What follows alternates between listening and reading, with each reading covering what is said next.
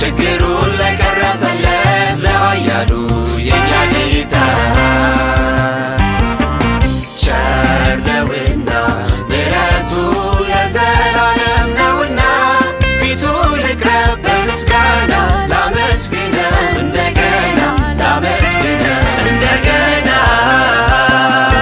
ቸር ነውና ምሕረቱ ለዘላለም ነውና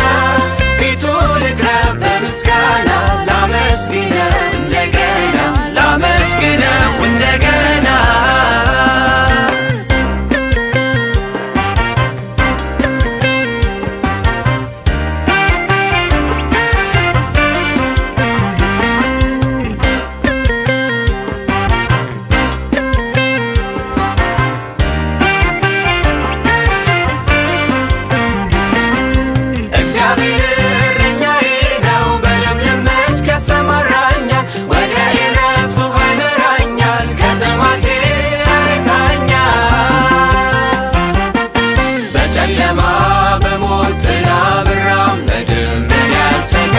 የፍቅር አምላክ ሁል ጊዜ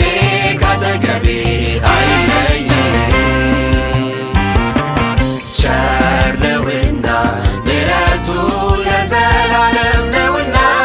ፊቱ ልቅረብ በምስጋና ላመስግነው እንደገና ላመስግነው እንደገና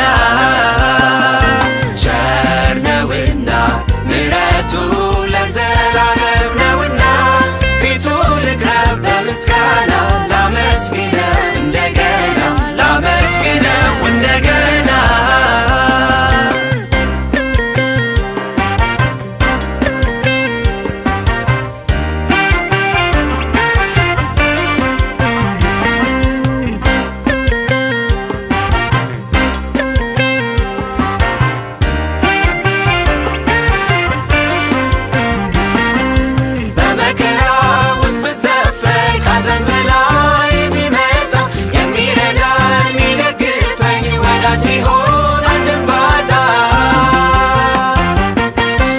በተጨነቅኩበት ጊዜ